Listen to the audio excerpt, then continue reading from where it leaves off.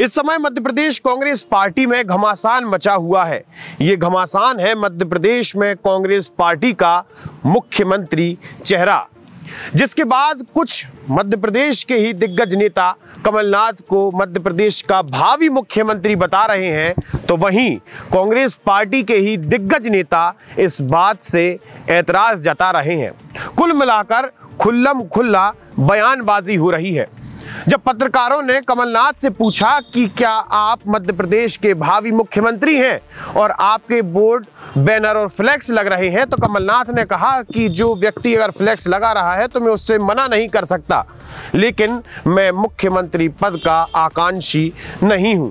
इसके बाद मध्य प्रदेश के मुख्यमंत्री शिवराज सिंह चौहान ने भी इस बात पर तंज कसा।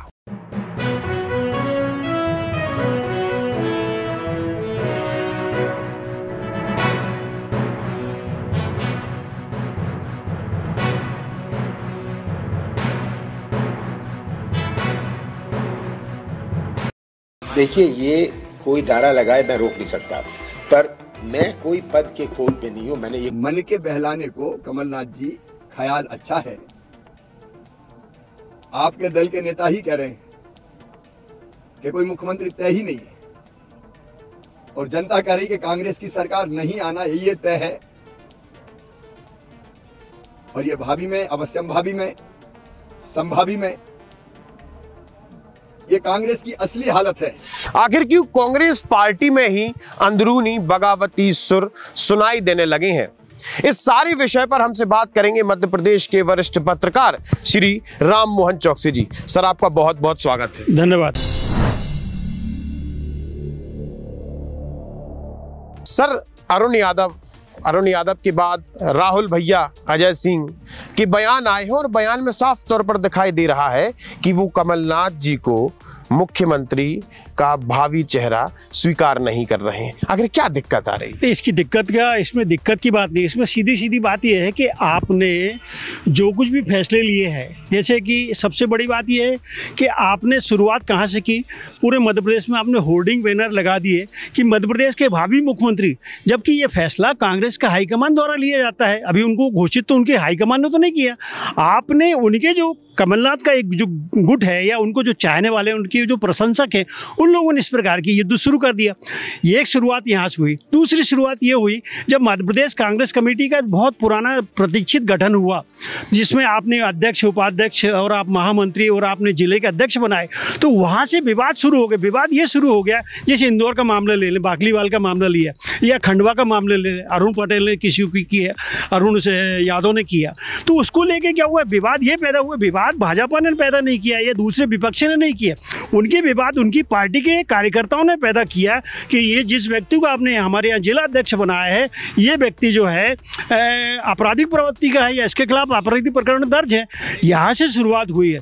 ये तो दो बात हुई। तीसरी बात ये है, बहुत स्पष्ट बात है, मतलब एक जन सामान्य की बात कर रहा हूँ मैं, उसमें पत्रकारिता की बात नहीं कर रहा हूँ।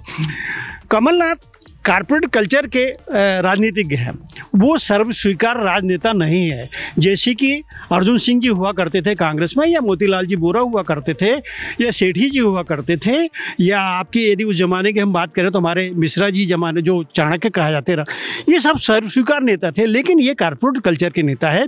जैसा कि अभी कल ही शिवराज जी ने एक बयान दिया है, उनका बयान ये है कि वो अरबपति खरबपति है, वह सुविधाभोगी राजनेता है। ये कारण है, उनके कारण साफ साफ समझ में आ रहा है। सर, तो क्या ये जो स्थिति है, ये जो बयान सुनने के बाद ऐसा लग रहा है कि कमलनाथ कांग्रेस पार्टी में बिल्कुल अकेले पड़ गए हैं?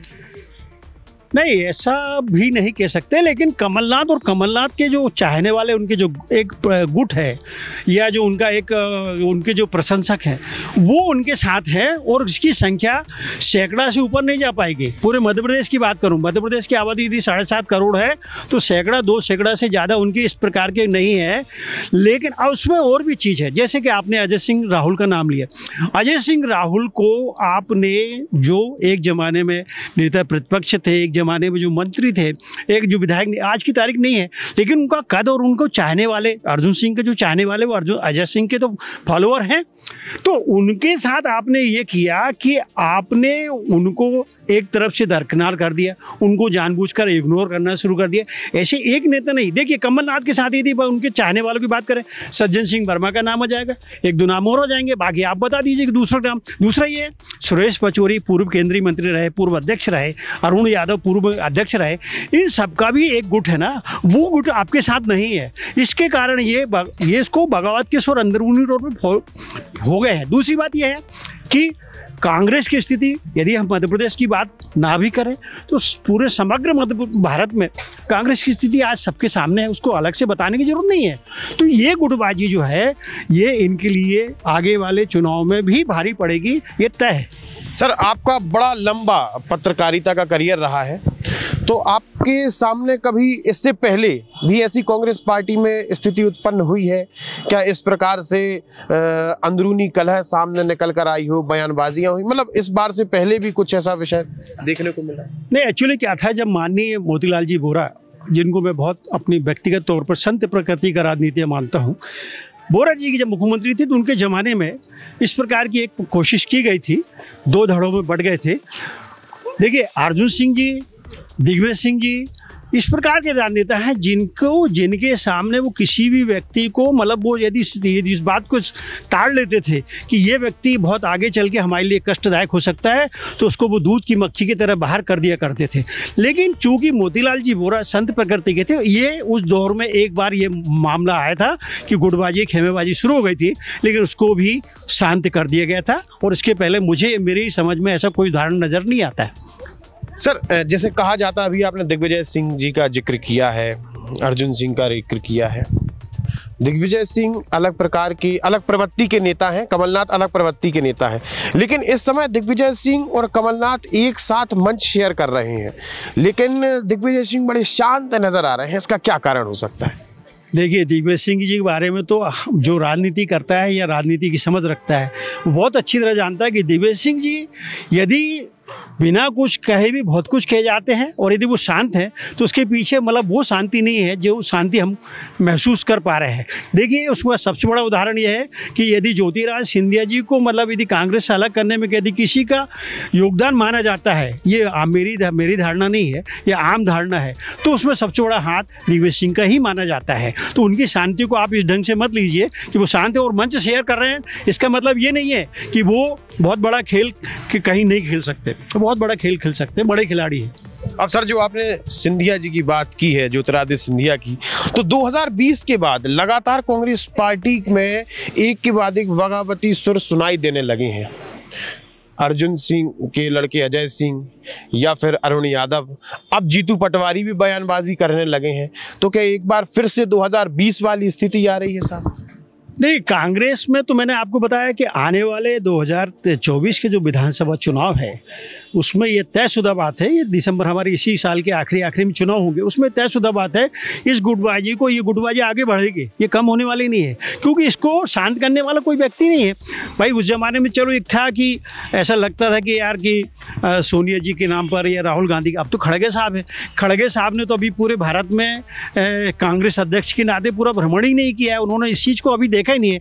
ये चीज़ बहुत आगे बढ़ेगी। और मैंने आपको फिर बताया, देखिए इंदौर का जो मामला आया था उसमें जीतू पटवारी का व्यक्ति था, है ना, यदि खंडवा का मामला है तो उसमें अरुण यादव का आदमी है। तो ये सब चीज़ें, ये गुटबाजी आगे बढ़ती जाएगी और ये आगे चल के कांग्रेस के लिए नुकसानदेह होगी। और यदि ये चेहरा रखा गया, मेरा व्यक्तिगत मत है, यदि कमलनाथ को एज सीएम रखा गया तो ये कांग्रेस बहुत ज़्यादा कुछ हासिल नहीं कर पाएगी। सर, बहुत बहुत धन्यवाद। ये पूरा विषय बड़े विस्तृत तरीके से हमें मध्य प्रदेश के वरिष्ठ पत्रकार राम मोहन चौकसी जी ने समझाया कि गुटबाजी है, अंदरूनी कलह है, वो साफ तौर पर नजर आ रही है।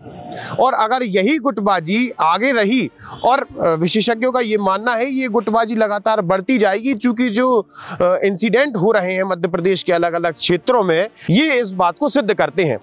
हम आगे भी आपके साथ जुड़े रहेंगे। आप हमारे चैनल को सब्सक्राइब कर सकते हैं। हम फेसबुक, इंस्टा, व्हाट्सएप, यूट्यूब हर जगह मौजूद हैं। आपका बहुत बहुत धन्यवाद। लगातार जुड़े रहने के लिए आयुध को सब्सक्राइब जरूर करें।